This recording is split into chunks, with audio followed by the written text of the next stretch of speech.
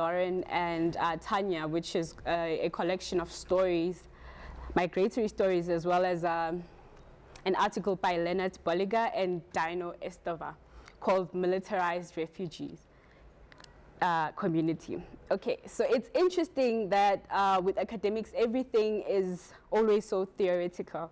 But like with all the theory that we received throughout the course that we were doing for coming up to this exhibition, what captured my interest was the narrated stories that people from different parts of the world had to share with their experiences with migrating,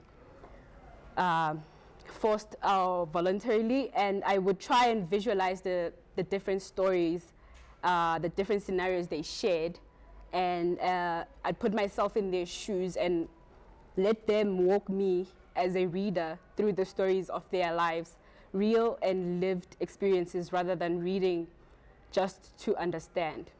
So of the stories I've read, the ones that stood out and inspired me to create what you see behind me were those that were shared by women and how they had to survive unforeseen circumstances of displacement and migration that are dangerous and dehumanizing, in search for a place of stability, a place to call home, but with hopes that one day they would get a chance to return home. So I then started to put the abstract representation of these stories on canvas, and I let them guide me with how the whole painting looks. Like the stories seemed to puzzle together, so connecting and creating one artwork that encompasses all of these stories of these women. So when I first explained my idea to my colleagues and during the lectures, I got feedback that it was too abstract. And for some reason, I couldn't quite explain it because everything was in my imagination. And now everything that I had read from these stories was pretty much explanatory. So when you look at like this first scene, it's of a battalion camp, like the 32 battalion base camp.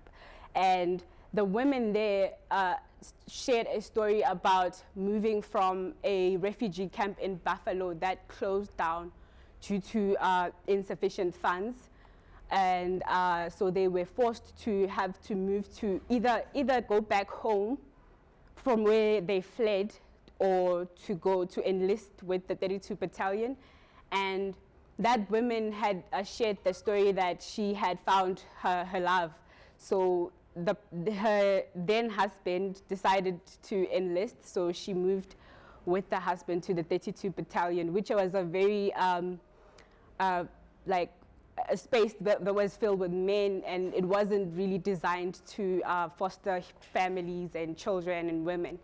So now these women then they had to actually try and make a living there, with like surrounded by misogyny and different circumstances that would make it hard basically to just be in that space. So, and then moving to this scene, I thought of it as maybe if you were to get to the camp and you decide as a person that this is not the space that feels like home, then you would then move further to search for that space. So basically it was a story, it's covered here, of how a lot of people would get to the Limpopo River and they would be required to strip in order to swim through. And now I imagine that would be very dehumanizing as a woman, to have to just get naked and swim in a river that is crocodile infested to just get through to the other side, and with hopes that you're gonna get through there and you're gonna get to South Africa and somehow life will get better.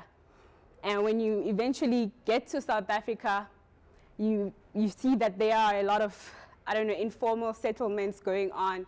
And as an immigrant, most probably you are like undocumented, so you would then struggle to find things like housing, food, healthcare. So you would find them in spaces like shanties and shacks, and they would then try and make a living, and these places would be then closer to the city. And this last one, I tried to put the detail there. So it was basically inspired by one of the stories in the collection, where the church, the Methodist church, opened its doors to everyone.